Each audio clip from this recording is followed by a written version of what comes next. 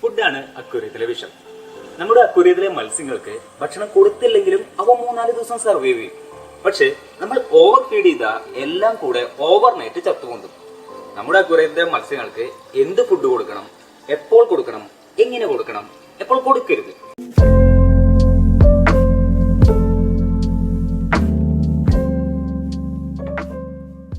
ഒരുപാട് മത്സ്യങ്ങളെ നമ്മൾ വാങ്ങിക്കും. അതിന്റെ കൂടെ ഒരു പാക്കറ്റ് ഫിഷ് ഫുഡ്, ഏറ്റവും വില കുറഞ്ഞത്, ആ പച്ചയും ചുവപ്പും നിറങ്ങളോട് കൂടിയ ഗ്രാനുൾസ് നമ്മൾ വാങ്ങിക്കും.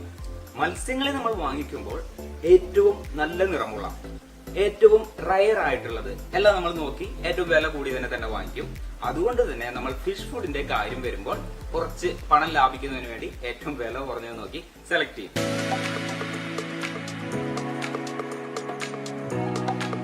മത്സ്യങ്ങൾക്ക് എന്ത് ഫുഡ് കൊടുക്കണം? ചോറ് കൊടുത്താൽ മതിയോ? കുട്ടിക്കാലത്ത് കുളത്തിൽ നിന്നും തോർത്തുകൊണ്ട് ഉപയോഗിച്ച് പരൽമീനുകളെ പിടിച്ചുകൊണ്ടുവന്ന് ചെറിയ ചില്ലുകുപ്പിയിലിട്ട് വളർത്തിയിരുന്ന കാലത്ത് ഞാനും ചോറും പറ്റിയിട്ട് കൊടുത്തിട്ടുണ്ട്. അത് അറിവില്ലായ്മയുടെ കാലം. നമ്മൾ മനുഷ്യർ കഴിക്കുന്നത് ചോറാണ്, അതുകൊണ്ടാണ് അന്ന് മത്സ്യങ്ങൾക്ക് ചോറിട്ട് കൊടുത്തത്. പക്ഷെ എല്ലാ ഭക്ഷണവും എല്ലാ ജീവജാലങ്ങൾക്കും സ്യൂട്ടബിൾ ആയതല്ല. ഒരു ഉദാഹരണം പറയാന്ന് വെച്ച് കഴിഞ്ഞിട്ടുണ്ടെങ്കിൽ, നമ്മൾ പശുവിന് അല്ലെങ്കിൽ കന്നുകാലികൾക്ക് പുല്ല് തിന്ന് വളരെ ഹെൽത്തി ആയിട്ട് സർവൈവ് ചെയ്യാനായിട്ട് സാധിക്കും. എന്നാൽ നമുക്ക് അങ്ങനെ പുല്ല് തിന്ന് ജീവിക്കാൻ പറ്റുമോ? അല്ലെങ്കിൽ കഴുകനും കഴുതപ്പുലിക്കുമല്ല അഴുകിയ മാംസം കഴിച്ച് ജീവിക്കാനായിട്ട് സാധിക്കും. അവരുടെ ദഹനേന്ദ്രിയത്തിനെ അതിനൊക്കെ ദഹിപ്പിക്കാനായിട്ടുള്ള കപ്പാസിറ്റി ഉണ്ട്. നമ്മൾ അങ്ങനെയൊക്കെ കഴിച്ചു കഴിഞ്ഞാൽ നമുക്ക് ഫുഡ് പോയ്സൺ വരും. ഓരോ ഇനത്തിൽപ്പെട്ട ജീവജാലങ്ങൾക്കും അതിന് യോജിച്ച രീതിയിലുള്ള ഭക്ഷണക്രമങ്ങളുണ്ട്, ശരിയല്ലേ? കന്നുകാലികൾക്ക് കാലിത്തീറ്റ കൊടുക്കുമ്പോൾ ഡോഗിനും കാറ്റിനുമെല്ലാം നമ്മൾ ഡോഗ് ഫുഡും കാറ്റ് ഫുഡും ഒക്കെ കൊടുക്കുന്നു.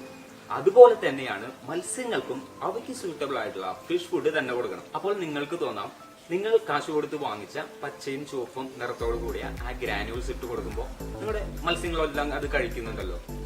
ശരിയാണ്. പണ്ട് നമ്മുടെ നാട്ടിലൊരു ചൊല്ലുണ്ട്, ഗതി കെട്ടാൽ പുലി. അത് തന്നെ, ഗതി കെട്ടാൽ പുലി പുല്ലും തിന്നും. ഗതികേട് കൊണ്ടാണ്, പ്രാണം പോകാതിരിക്കുന്നതിന് വേണ്ടിയിട്ടാണ് മത്സ്യങ്ങൾ ആ ഫുഡെല്ലാം കഴിക്കുന്നത്. നിങ്ങൾക്ക് ഇഷ്ടപ്പെട്ട ഭക്ഷണം കഴിക്കുമ്പോൾ നിങ്ങൾ സ്നേഹിക്കുന്ന, നിങ്ങളുടെ ഓമനിച്ച് വളർത്തുന്ന മത്സ്യങ്ങൾക്ക് അവർക്ക് യോജിച്ച, അവർക്ക് ഏറ്റവും ഇഷ്ടപ്പെട്ട രീതിയിലുള്ള ഭക്ഷണം കൊടുക്കാൻ നിങ്ങൾക്ക് ആഗ്രഹമില്ലേ? മത്സ്യങ്ങൾക്ക് ഏറ്റവും ഇഷ്ടപ്പെട്ട ഫുഡ് ഏതാണെന്ന് എങ്ങനെ തിരിച്ചറിയാം? BMW ആണോ ആൾട്ടോ ആണോ നല്ല കാർ? തീർച്ചയായിട്ടും BMW തന്നെ. നമ്മളത് BMW ഓടിച്ചു നോക്കിയതിന് ശേഷമാണോ BMW ആണ് നല്ല കാർ എന്ന തീരുമാനത്തിലേക്ക് എത്തിയത്?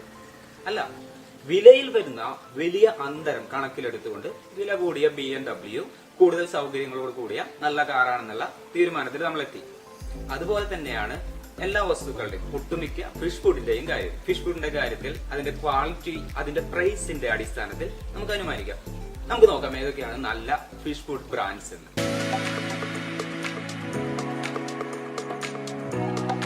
മത്സ്യങ്ങൾക്ക് ഫിഷ് ഫുഡ് തന്നെ കൊടുക്കണം എന്ന് നമ്മൾ മനസ്സിലാക്കി കഴിഞ്ഞു.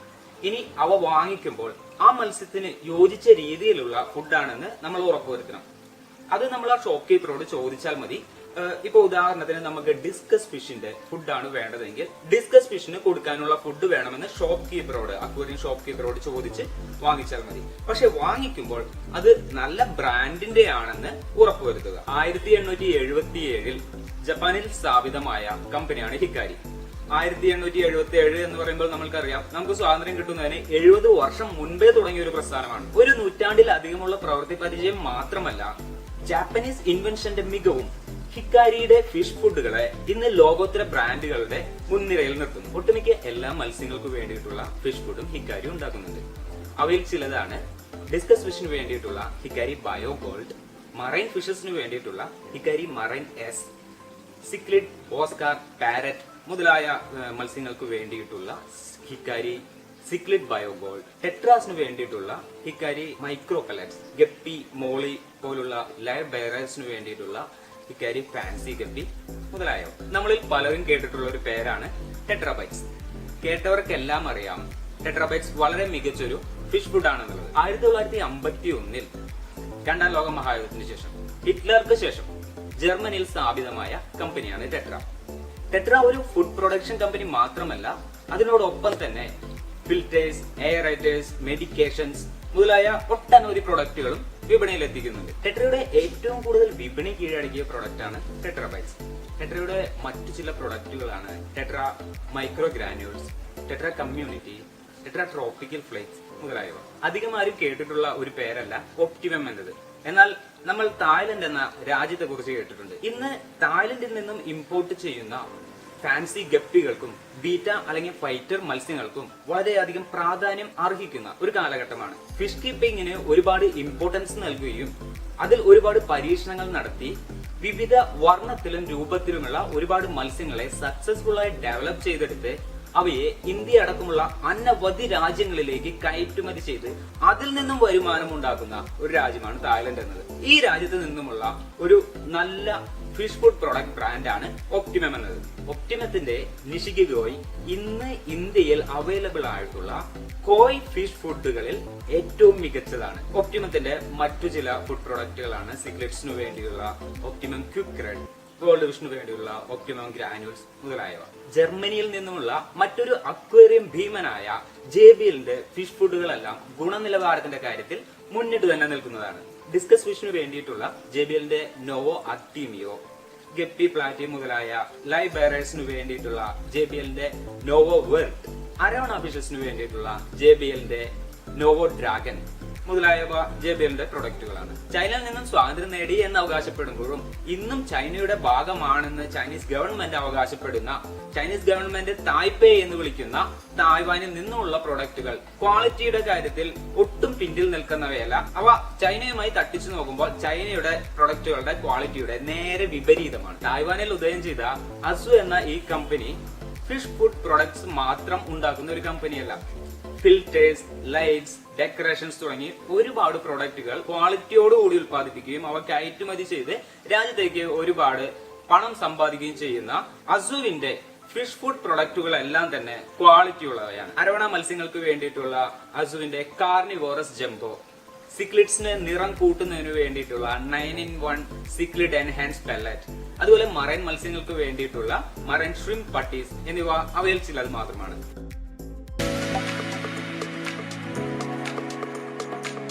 നമ്മുടെ അക്വേറിയത്തിലെ നമ്മുടെ പ്രിയപ്പെട്ട മത്സ്യങ്ങൾക്ക് എന്ത് ഭക്ഷണം കൊടുക്കണം എന്ന് നമ്മൾ മനസ്സിലാക്കിയെന്ന് വിശ്വസിക്കുന്നു.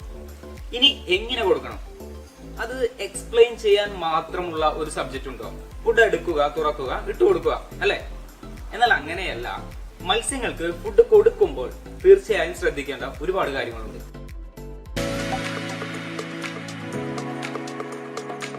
നമ്മളെല്ലാവരും ഒരു നിശ്ചിത സമയത്ത് ഭക്ഷണം കഴിക്കുന്ന ആളുകളാണ്. അതുകൊണ്ട് തന്നെ ആ സമയമാകുമ്പോൾ നമുക്ക് വിശക്കും. വീട്ടിൽ മുതിർന്ന ആളുകൾ പറയാറുണ്ട്, നേരത്ത് ഭക്ഷണം കഴിക്കണം. നേരത്ത് ഭക്ഷണം കഴിച്ചില്ലെങ്കിൽ മനുഷ്യർക്ക് അൾസർ പോലുള്ള അസുഖങ്ങൾ വരെ വരാം. മത്സ്യങ്ങൾക്ക് ഭക്ഷണം കൊടുക്കുന്നതിന് ഒരു നിശ്ചിത സമയം നിശ്ചയിക്കണം. രാവിലെയാണ് ഏറ്റവും ഉചിതം. സമയം നമ്മുടെ കൺവീനിയൻസ് അനുസരിച്ച് ഏത് വേണമെങ്കിലും സെലക്ട് ചെയ്യാം. പക്ഷെ നമ്മൾ തിരഞ്ഞെടുക്കുന്ന സമയം കൃത്യമായി ഫോളോ ചെയ്യണം.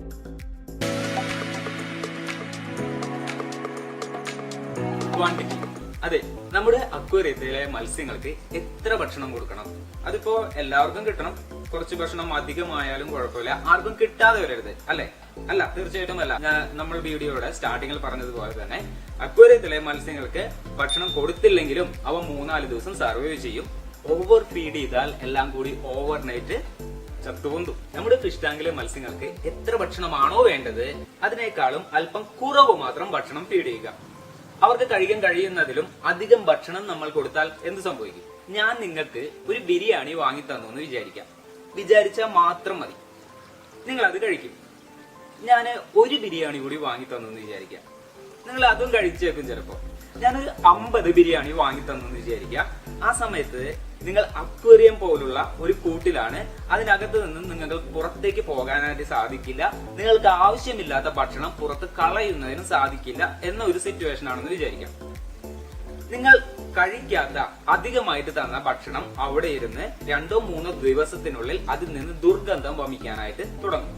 ഈ കഴിഞ്ഞ 2-3 ദിവസവും ഞാൻ 50 ബിരിയാണി വെച്ച് സ്ഥിരമായി തന്നുകൊണ്ടിരിക്കുകയാണെങ്കിൽ അധികമാകും ഈ ഭക്ഷണം മുഴുവൻ ചീയുകയും അവിടെ മുഴുവൻ മൊത്തമായി ദുർഗന്ധം വമിക്കുകയും വൃത്തിഹീനമായ ഒരു അന്തരീക്ഷം സൃഷ്ടിക്കപ്പെടുകയും അവിടെ ജീവിക്കുന്ന നിങ്ങൾ രോഗബാധിതനാവുകയും ചെയ്യും. ഒരു ചെറിയ അക്വേറിയത്തിൽ കിടക്കുന്ന നമ്മുടെ പ്രിയപ്പെട്ട മത്സ്യങ്ങളുടെ കാര്യവും ഇങ്ങനെ തന്നെയാണ്. നമ്മൾ അധികമായി കൊടുക്കുന്ന ഭക്ഷണം അവ കഴിക്കാതെ അക്വേറിയത്തിൽ ബാക്കി വരികയും അവ പതുക്കെ ചീയുകയും അതിൽ നിന്ന് ദുർഗന്ധം വമിക്കുകയും വെള്ളം വൃത്തിഹീനമാകുകയും അതിൽ കിടക്കുന്ന മത്സ്യങ്ങൾ അസുഖങ്ങൾ വരികയും പതുക്കെ ഒന്നൊന്നായി മരിച്ചു പോവുകയും ചെയ്യും. അതുകൊണ്ട് നമ്മുടെ മത്സ്യങ്ങൾ ജീവനോടെ ഇരിക്കണമെങ്കിൽ, ഹെൽത്തി ആയിട്ട് ഇരിക്കണമെങ്കിൽ അവയ്ക്ക് എത്ര ഭക്ഷണം കഴിക്കാൻ സാധിക്കുമോ അതിനേക്കാളും അല്പം കുറവ് ഭക്ഷണം മാത്രം കൊടുക്കുക.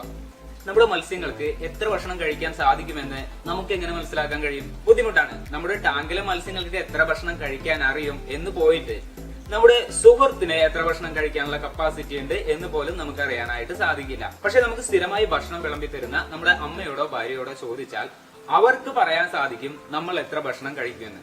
അതുപോലെ തന്നെ സ്ഥിരമായി നമ്മൾ നമ്മുടെ മത്സ്യങ്ങൾക്ക് ഫീഡ് ചെയ്തുകൊണ്ടിരിക്കുകയാണെങ്കിൽ നമുക്ക് മനസ്സിലാക്കാൻ സാധിക്കും നമ്മുടെ മത്സ്യങ്ങൾക്ക് എത്ര ഭക്ഷണം കഴിക്കാനായി കഴിയുമെന്നുള്ളത്. നമുക്ക് ഡിമാൻഡ് ഫീഡിങ്ങിൽ കൂടി തുടങ്ങാം. പേര് സൂചിപ്പിക്കുന്നത് പോലെ തന്നെ ഡിമാൻഡ് അനുസരിച്ച് നമ്മൾ ഫീഡ് ചെയ്യണം. ഒരുപാട് മത്സ്യങ്ങളുള്ള ഒരു ടാങ്കിൽ ആദ്യത്തെ ദിവസം വളരെ കുറച്ച് ഫുഡ് മാത്രം ഇട്ടുകൊടുക്കുക. എന്നിട്ട് 3 മിനിറ്റ് നിരീക്ഷിക്കുക. 3 മിനിറ്റിന് ശേഷം മത്സ്യങ്ങൾ അല്ലെങ്കിൽ 3 മിനിറ്റിനുള്ളിൽ മത്സ്യങ്ങൾ നമ്മൾ ഇട്ടുകൊടുത്ത ഫുഡ് മുഴുവനായും കഴിച്ചു തീർത്താൽ വീണ്ടും അല്പം കൂടി ഫുഡ് ഇട്ട് കൊടുക്കുക. അതിനുശേഷം വീണ്ടും 3 മിനിറ്റ് നിരീക്ഷിക്കുക. അവസാനത്തെ 3 മിനിറ്റിന് ശേഷം മത്സ്യങ്ങൾ കഴിക്കാതെ ബാക്കി വരുന്ന ഫുഡ് നീക്കം ചെയ്യുക. ഇങ്ങനെ ചെയ്താൽ 2-3 ദിവസം ഡിമാൻഡ് ഫീഡിംഗ് ചെയ്താൽ നമുക്ക് മനസ്സിലാകും നമ്മുടെ അക്വേറിയത്തിലെ മത്സ്യങ്ങൾക്ക് എത്ര ഫുഡ് കഴിക്കാൻ സാധിക്കുമെന്നുള്ളത്. ആ ക്വാണ്ടിറ്റിയിൽ നിന്നും അല്പം കുറവ് ഭക്ഷണം മാത്രം സ്ഥിരമായി നമ്മുടെ മത്സ്യങ്ങൾക്ക് കൊടുക്കുക.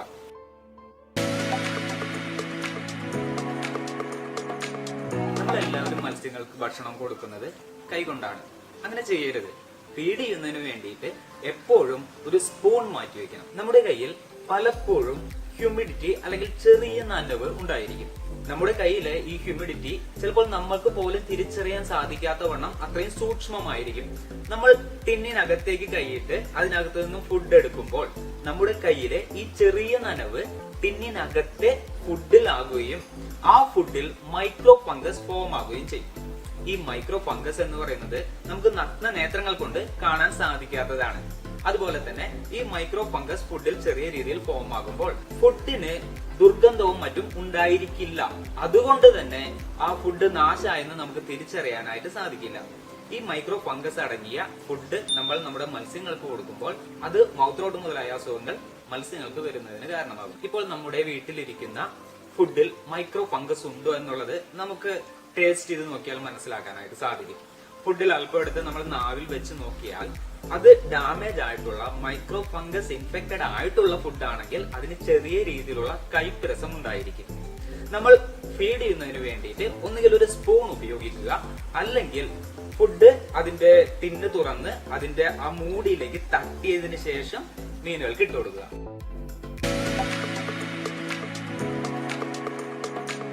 മത്സ്യങ്ങൾ പെട്ടെന്ന് വളരണമെങ്കിൽ അവയെ വലിയ ടാങ്കിൽ കീപ്പ് ചെയ്യുകയും പല ഇടവേളകളിൽ ഒരു ദിവസത്തിൽ പല തവണകളായി ഭക്ഷണം കൊടുക്കുകയും ചെയ്യണം.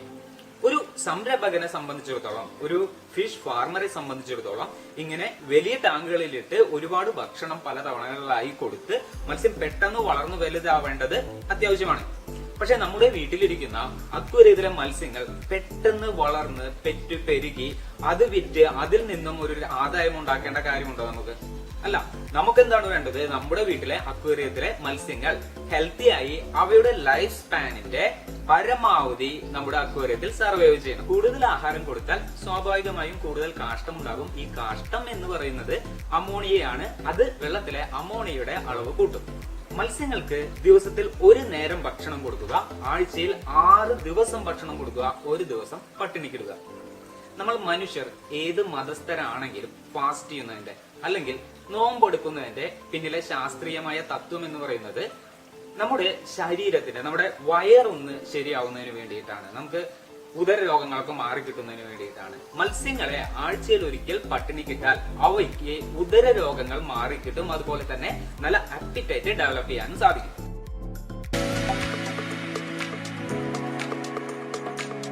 ഓവർ ഫീഡിംഗ് പാടില്ല എന്ന് നമ്മൾ പറഞ്ഞു കഴിഞ്ഞു. എങ്കിലും നമ്മളിൽ പലർക്കും ഈ ഓവർ ഫീഡിങ്ങിന്റെ കാര്യത്തിൽ ഒരുപാട് വീഴ്ചകൾ സംഭവിക്കാറുണ്ട്. ഒരു ഉദാഹരണത്തിനായി നമ്മൾ 2-3 ദിവസത്തേക്ക് ഒരു ടൂർ പോവുകയാണെന്ന് വിചാരിക്കുക. നമ്മൾ വിചാരിക്കും 2-3 ദിവസം കഴിഞ്ഞിട്ട് നമ്മൾ തിരിച്ചു വരത്തുള്ളൂ, അത്രയും ദിവസം നമ്മുടെ മത്സ്യങ്ങൾ പട്ടിണി കിടക്കാൻ പോവാണ്. എന്നാൽ വരാൻ പോകുന്ന 2-3 ദിവസത്തേക്കുള്ള ഭക്ഷണം ഇന്ന് തന്നെ ഇട്ട് കൊടുക്കാം എന്ന് കരുതി കൂടുതൽ ഭക്ഷണം ഇട്ട് കൊടുത്താൽ അത് മത്സ്യങ്ങളുടെ വിനാശത്തിന് കാരണമാകും. അതുപോലെ തന്നെ നമ്മൾ 2-3 ദിവസത്തെ ടൂർ കഴിഞ്ഞ് തിരിച്ചു വരുമ്പോൾ നമ്മുടെ വീട്ടിലെ അക്വേറിയത്തിലെ മത്സ്യങ്ങൾ നോക്കുമ്പോൾ 2-3 ദിവസമായിട്ട് പട്ടിണി കിടക്കുകയാണ്. എന്നാൽ ഇന്ന് ഒരു ദിവസം മാത്രം അല്പം ഭക്ഷണം കൂടുതൽ ഇട്ട് കൊടുക്കാം എന്ന് വിചാരിച്ചാലും അത് നേരത്തെ പറഞ്ഞ് തന്നെ പരിവർത്തിക്കും. വേറൊരു മിസ്റ്റേക്ക് എന്ന് പറഞ്ഞു കഴിഞ്ഞിട്ടുണ്ടെങ്കിൽ, അല്ലെങ്കിൽ വേറൊരു തരത്തിൽ നമുക്ക് നമ്മുടെ നിയന്ത്രണം വിട്ടുപോകുന്നത് എപ്പോഴാണെന്ന് ചോദിച്ചാൽ, നമ്മൾ രാവിലെ ഭക്ഷണം കഴിച്ചു, നമ്മൾ രാവിലെ മത്സ്യത്തിനും ഫീഡ് കൊടുത്തു. അത് കഴിഞ്ഞ് നമ്മൾ ഉച്ചയ്ക്ക് ഭക്ഷണം കഴിച്ച് അക്വേറിയത്തിനടുത്ത് വന്നിരിക്കുമ്പോൾ ഈ മത്സ്യങ്ങളെല്ലാം കൂടെ ഓടി നമ്മുടെ അടുത്തേക്ക് വരും. പാവങ്ങൾക്ക് വിശന്നിട്ടാണല്ലോ ഓടി വരുന്നത്, കുറച്ച് ഭക്ഷണം കൊടുത്തേക്കാം എന്ന് നമ്മുടെ ഉദാര മനസ്സ് പറയുമ്പോൾ ഓർക്കുക, you are the one responsible for everything that happens inside your aquarium. നിങ്ങളുടെ അക്വേറിയത്തിൽ എന്തൊക്കെ സംഭവിക്കുന്നുണ്ടോ അതിനൊക്കെ ഉത്തരവാദി നിങ്ങൾ മാത്രമാണ്.